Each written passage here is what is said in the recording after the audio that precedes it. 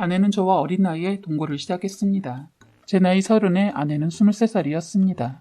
저희는 술집에서 합석을 하면서 자연스럽게 연락을 주고받게 되었습니다. 세 번째 만남을 하고 서로 마음이 통하는 것 같아 사귀기로 하고 본격적으로 저희는 연애를 시작했어요. 나이 차이가 꽤 나는데도 그런 점을 전혀 느끼지 못할 정도로 잘 통했습니다. 아내는 아직 나이가 어려서 몸매에 관심이 많았고 저도 운동을 좋아해서 둘이서 자주 나눈 대화는 운동에 관한 얘기였어요. 저희는 운동을 좋아하고 술은 별로 좋아하지 않아서 연애 때 만나서 하는 거라곤 운동과 영화 보는 것 뿐이었습니다. 한 번은 제 친구들이 여자친구를 보고 싶어 해서 그날 제 친구들과 여자친구 이렇게 다 같이 봤는데 저와 여자친구는 기분이 업이 되어 못 먹는 술을 받아먹게 되었고 결국 둘 다 취해버렸습니다. 친구들은 그런 저희를 위해 잠깐 술을 깨고 가라고 방을 얻어주었고 그날 여자친구와 첫날을 보내게 되었습니다. 그렇게 자연스럽게 깊은 사이가 된 저희는 그날 이후로 여행도 같이 다니고 운동도 하면서 맛있는 곳을 찾아다니기도 했어요. 그런데 언젠가부터 여자친구가 통 뭘 먹지도 못하고 속이 좋지 않다며 음식을 거부했습니다. 또 피곤하다고 그렇게 좋아하는 운동도 마다하고 집에서 쉬겠다고 하더군요. 몸이 아프다고 하니까 여자친구에게 굳이 나오라고 하지 않았고 저는 혼자서 운동하는 일이 많아졌습니다. 연락이 거의 없어서 너무 걱정이 되었는데 일주일이 지나고 나서야 전화가 온 겁니다. 여자친구가 한다는 말이 임신을 했다고 하는 거예요. 솔직히 제 나이가 있으니까 임신을 반가워해야 하는데 저도 아직은 애 아빠가 되는 걸 생각해 본 적이 없어서 그런지 많이 당황했어요. 그래도 원하든 원치 않든 저희에게 온 선물 같은 아기 같아서 저는 받아들이기로 했습니다. 그런데 여자친구는 뜻하지 않게 그날 아이를 가지게 되었던 것을 모두 제 탓으로 돌리면서 아이를 낳지 않겠다고 하는 겁니다. 이건 아닌 것 같아 설득을 하던 도중 얘기를 들어보니 참 나이가 어려서 그런지 한다는 말이 몸매가 망가지는 게 싫다는 거였습니다. 그래도 다시 설득 끝에 결혼을 하자고 했더니 자기는 결혼은 싫고 그냥 동거를 먼저 해보고 결혼을 할지는 그때 결정하겠다고 하더군요. 이유인즉슨 아내는 시댁에 신경 쓰는 게 싫다는 거예요. 아이 하나도 힘든데 제 부모님까지 신경 쓸 자신이 없다는 겁니다. 저는 그때 다 포기하고 아내와도 헤어질까도 생각했습니다. 아기를 위해 이 길로 가야 할까? 아니면 그냥 모든 걸 내려놔야 할까? 많은 고민 때문인지 정말 살이 쭉쭉 빠져서 한 달 사이 5kg가 빠졌어요. 스트레스를 받으니까 몸이 안 좋아져서 빠르게 결론을 내린 것은 저희 집에 알리지 않고 동거를 시작하는 거였습니다. 다행히 혼자 나와서 살고 있었기에 집에 숨기는 것은 쉬웠어요. 아내 역시 처가에 거짓말을 하고 친구 집에서 생활하고 있기로 했다고 하고 나왔다고 하더군요. 배가 불러서도 처가에 왔다 갔다 했어요. 워낙 말라서 큰 옷을 입으면 전혀 티가 나지 않아서 처가에 속이는 것은 쉬웠을 겁니다. 그런데 저희 엄마를 속이는 것은 쉽지가 않았어요. 혼자 사는 아들 반찬 걱정과 청소 걱정을 하시던 엄마가 제가 회사에서 있을 때 집에 잠깐 들른 모양입니다. 저는 그 전에 일이 있어 집에 없을 거고 사정이 있어 다른 친구가 잠깐 와서 생활을 할 거라고 말까지 했는데 엄마가 그걸 잊으시고 집으로 찾아오신 겁니다. 철저하게 속이려고 비번도 바꾸고 다 했는데 때마침 아내가 마트에 들러 집으로 가기 위해 엘리베이터를 탔는데 하필 저희 엄마랑 같이 탄 거죠. 참고로 저희 아파트는 복도식 아파트입니다. 엄마는 워낙 사교성도 좋으시고 처음 본 사람한테도 말을 잘 거는 분인데 어김없이 아내에게 말을 건 겁니다. 더군다나 같은 나이니라 반가워서 말을 걸었던가 봐요. 아가씨인 줄 알았더니 임신했나 보네 하고 물었다고 하더군요. 그런데 아내가 엄마에게 아무 말도 안 하고 등을 보였다고 했어요. 엄마도 아내의 행동에 조금 당황하고 더 이상 말을 하지 않으려다 임신한 사람이 하도 무거운 것을 들고 있길래 그거 내가 들어줄까요? 하니까 남한테 지나친 오지랖은 실례예요. 했다네요. 엄마는 할 말을 잊고 속으로 싸가지 없네. 누구 며느리인지 시어머니가 힘들겠구나. 했다네요. 그렇게 둘은 잠깐 정적이 흐르고 같은 곳에서 내렸는데 그 여자가 아들 집으로 들어가는 걸 보고 엄마가 깜짝 놀라 그 자리에서 한참을 그대로 있었다고 해요. 업무에 바빠 엄마 전화를 받지 못했는데 전화기를 보니 수십 통의 전화가 왔더군요. 문자는 원래 잘 보내시지 않는데 문자까지 보내셨길래 집에 무슨 큰일이 있나 싶어 서둘러 엄마 집으로 갔어요. 집에 가자마자 엄마는 너 어떤 자식이야? 내가 널 그렇게 키웠어? 어머 무슨 말이야? 내가 뭐 잘못한 거 있어? 말하면서도 내심 설마 아니겠지 하고 모른 척 계속 물었습니다. 엄마가 너 우리 몰래 결혼했냐? 물으시더군요. 올게 왔구나 싶었습니다. 엄마는 낮에 아내와 있었던 모든 일을 하나도 빠짐없이 얘기를 하더군요. 그래서 저도 그동안 있었던 얘기를 들으니 엄마가 기가 막혀서 말이 안 나온다 하시고 아버지는 침묵을 지키다가 그냥 결혼해 딱 한마디 하고 방으로 들어가시더군요.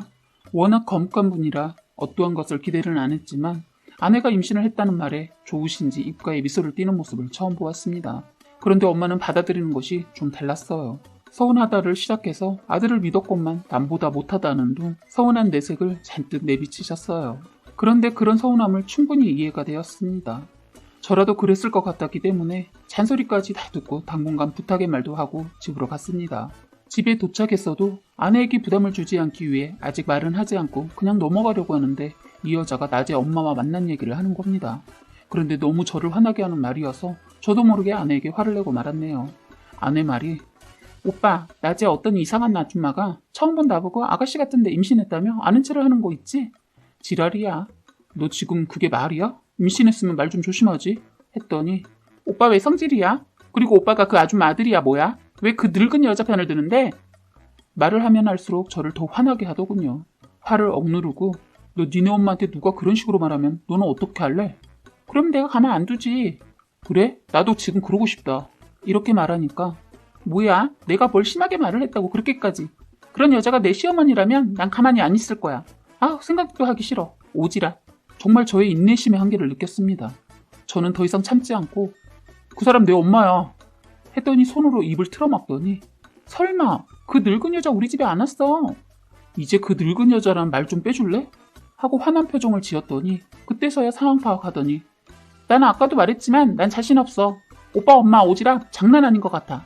워낙 엄마가 그런 건 저도 알고 있지만 내 엄마라고 했는데도 그 늙은 여자라고 하는 말이 저를 더욱더 화나게 했던 것 같아요. 그래서 서로 양쪽에 알리지 않고 배려해서 당분간 동거만 하기로 한 걸 제가 뒤집었어요. 난 더 이상 이대로 부모님이 다 하신 상황에서 모른 척 숨기면서 살고 싶지 않아. 내일 인사드리러 가자. 했더니 갑자기 나도 말했을 텐데 난 자신 없다고. 오빠만 보고 동거 결심한 거지 부모님까지 받아들일 준비 안 됐다고 하더군요. 서로 의견이 너무 팽팽해서 서로 가자 못 간다 하다 결국 아내가 배가 뭉친다고 해서 새벽에 응급실까지 가서 당분간은 안 가는 걸로 하고 서로 서먹가 사이로 2주를 보냈습니다.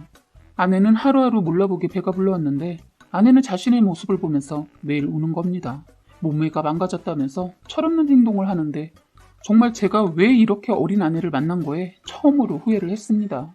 아내는 자신만 생각하고 먹는 것도 정말 새 모이만큼만 먹고 굶는 겁니다. 아기를 위해 제발 먹으라고 빌기도 하고 달래보기도 했지만 자신 몸매 망가지는 것도 화나는데 뚱뚱이 찌기 싫다면서 음식을 거부했어요. 결국 아내는 빈혈로 병원 신세까지 지게 되었습니다. 의사 말로는 이대로 가면 아내가 조산을 할 수도 있다고 하더군요. 그리고 무엇보다 아기가 너무 작아서 태어나자마자 인큐베이터에 들어갈 수도 있다고 하면서 아내를 혼내셨습니다. 그렇게 병원에 다녀왔어도 통 음식에 손을 안 대더니 배가 아프다고 난리여서 갔더니 조산에 기미가 보인다고 치료를 하자고 했는데 그때 또 아내는 병원이 답답하다고 거부를 하더군요. 그땐 제가 정말 참지 못하겠더라고요. 소리를 지르게 되었습니다. 그리고 빌었어요. 제발 아기 살려달라고. 그렇게 간신히 아내를 설득해서 조산을 미룰 수 있는 약물 치료를 받았는데 한 달을 하더니 2달은 못한다고 거부해서 병원에 사인까지 하고 퇴원을 했습니다. 결국 아내는 제 말은커녕 의사 말도 듣지 않더니 아이를 조산하게 되었습니다. 저는 아이를 보고 너무 미안해서 마음이 아파서 며칠을 계속 울었습니다. 결국 아기는 아내의 생활 습관 때문에 미숙아로 태어나고 말았습니다.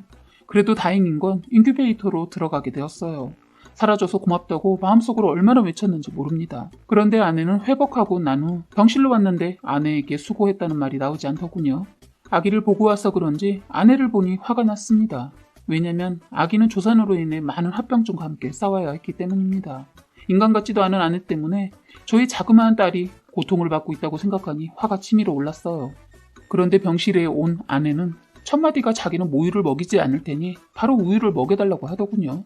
아무리 어려도 철이 이렇게 없을까요? 아이를 낳고도 양가 부모들 만나는 것을 거부해서 양쪽 다 알리지 않았습니다. 저 또한 부모님 걱정하실까봐 아픈 아이를 낳았다고 말씀을 드릴 수가 없었어요. 아내는 아이에 대해 전혀 궁금해하지도 않더군요. 모성애라고는 찾아볼래야 찾아볼 수가 없었어요. 그나마 있던 정도 다 떨어져서 아프다고 하는 아내를 보살피고도 싶지 않았습니다. 저는 아내를 설득해서 처가에는 알리는 건 어떠겠냐고 했더니 싫다고 하더군요. 아내가 번호를 주지 않으니 저도 어떠한 방법이 떠오르지 않아서 그냥 뒀습니다. 아이 낳고 아내는 치료를 받으면서도 병원에 있는 동안 아이 딱 한 번 보고 오더군요. 태어나고도 기가 막힌 게 지 몸매 관리하느라 병원도 가지 않는 날이 있더라고요. 아침이면 체중계에 올라서서 우는 겁니다. 살이 빠지지 않는다며 우는데 저걸 어떻게 해야 하나 싶었습니다. 그런데 새벽에 병원에서 전화가 와서 급하게 아내와 함께 가자고 했더니 아내가 하는 말이 난 가기 싫어. 그냥 자기 혼자 가. 이러대요. 정말 성질 같아서는 한 대 후려치고 싶었지만 일단 병원을 가는 게 우선일 것 같아 혼자 서둘러 갔습니다. 저는 아이가 그날이 마지막이 될 줄 알았습니다. 제 딸은 힘든 숨을 쉬면서 간신히 생명의 끈을 부여잡고 놓지 않고 있더군요. 기적 같은 하루였습니다. 제 딸은 잘 버텨주고 잘 견뎌주었어요. 저는 혼자서는 도저히 감당이 안 되어서 부모님께 알렸습니다. 한 걸음에 달려온 부모님들은 하염없이 눈물을 흘리셨습니다. 엄마는 그날부터 병원에 매일 가시고 아버지도 마찬가지로 매일 병원으로 출근을 하셨어요. 하지만 신생아 치료실의 경우 아이들은 면역력이 약해서 감염에 취약하니까 예방과 안전을 위해 하루 2번 면회가 있었지만 아기 부모만 면회가 가능해서 저희 부모님은 예은이를 볼 수 없는데도 병원에 출근을 한 겁니다. 소식이라도 들으시려고 했더라고요. 그래서일까요? 할아버지 할머니의 사랑을 알았는지 하루하루 병과 잘 싸워주었어요. 그런데 아내는 병원에 아예 오지 않고 늘 밖으로 나돌았어요. 어머니는 아내에 대해 일절 말을 하지 않고 제 선택에 맡기겠다고 했습니다. 그래서 이건 아니다 싶어 아내가 뭐라고 다니나 알아보니 헬스장에서 거의 사는 겁니다. 처음에는 어린 나이에 임신해서 이해 안 가는 행동에도 그런가 보다 하고 다 끌어안았는데 가면 갈수록 정도가 지나친 행동과 모성애라고는 일도 찾아볼 수 없는 아내의 행동에 제가 지쳐서 그만하고 싶다는 생각까지 들었습니다. 이제는 저도 한계가 왔다는 게 느껴져서 못 받아주겠더라고요. 정리를 하는 게 답인 것 같아 퇴근하고 집에 가보니 아내는 역시 없었습니다. 오로지 자기 몸매 관리에만 관심이 있더군요. 아기는 누구 때문에 병과 하루하루 버티며 사경을 헤매고 있는데 철부지 엄마라는 이 여자는 운동을 하러 갔더라고요. 더 이상은 안 되겠다 싶어 저희가 자주 가는 곳으로 가봤어요. 그런데 아내가 없더군요. 집으로 건너하고 집으로 서둘러 차를 돌렸는데 그때 마침 아내가 다른 남자랑 팔짱을 끼고 가는 겁니다.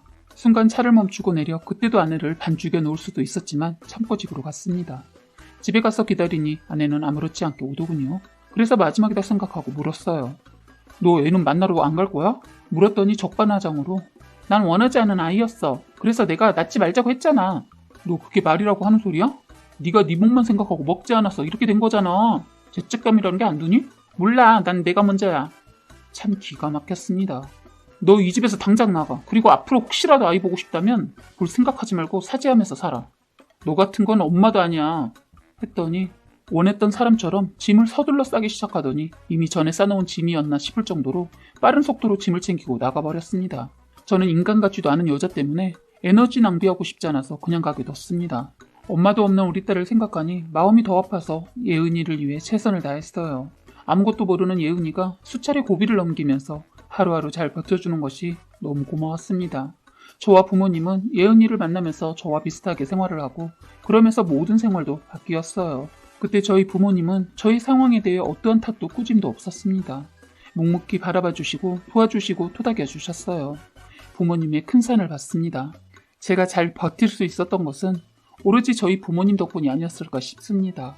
딸도 그 마음을 알아서인지 하루하루 몰라보게 회복하는 모습을 보여주었어요.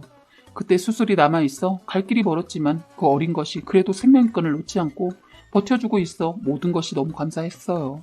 제가 살아가는 낙이라고 해야 할까요? 아이를 좋아하지 않았던 저는 딸만 보면서 살고 있습니다. 가끔 마음을 졸여야 하는 돌발 상황이 생기지만 그래도 제 곁에 있어줘서 얼마나 힘이 되고 행복한지 모릅니다. 부모님들도 소녀 때문에 열심히 운동하시고 예전보다 더 건강해지셨어요.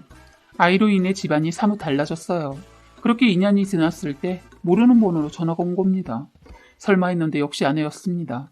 아내는 전화를 하자마자 자기가 잘못했으니까 다시 같이 살면 안 되겠냐고 딸도 보고 싶다고 하더군요. 저는 단호하게 잘랐습니다. 절대로 다시 살 일은 없을 것이고 딸에게 너 같은 엄마는 있으나마나 하니까 행여나 딸아이 앞에 나타나면 그땐 제삿날이 될 거라고 했습니다. 그랬더니 떨리는 목소리로 아이 어디 아픈데 없냐고 묻더니 뻔뻔하게도 저에게 돈 없냐고 묻더군요. 이 여자는 아이에게 관심이 있었던 게 아니고 그 핑계로 저에게 돈을 요구했던 겁니다. 끝까지 버러지 같은 행동을 하더군요. 전화 너머로 울면서 새로 만난 남자가 깡패여서 지금까지 그 남자한테 구타를 당하고 살았는데 저한테 그딴 말을 하대요.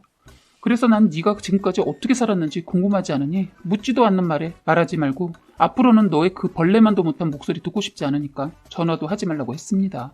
그랬더니 기가 막힌 얘기를 하더군요. 아이를 달라는 겁니다. 자기도 엄마니까 자격이 있다고 하는데 앞에 있었으면 머리에 구멍을 냈을 거예요. 다행히 아내와 혼인신고를 하지 않아서 이혼이고 뭐고 없었고 지금 와서 아이에 관한 권한 같은 거 시도 먹히지 않은 말을 해서 따끔하게 말을 해주고 끊었네요. 너 똑바로 들어. 낳았다고 다 엄마가 아니야. 내 딸 너무 불쌍한 건 어쩌다 너라는 여자가 엄마였다는 거다. 불쌍한 딸 생각하면 이쯤에서 끝내라. 또다시 연락하면 그땐 나도 애를 위해 그동안 참았던 거 다 폭발할지 모르니까 내 앞에서 절대로 스쳐도 가지 마. 했더니 먼저 아무 말 없이 전화를 끊더군요. 그 이후로 아내는 전화가 없었습니다. 지금 저는 부모님과 함께 제 딸 예은이를 위해 살고 있으며 저는 예은이로 인해 새롭게 태어난 것 같습니다.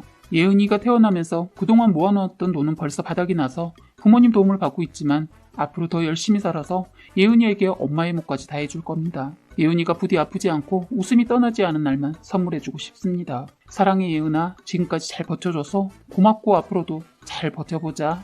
사연은 여기까지였고요. 구독과 좋아요, 알림 설정 부탁드리겠습니다.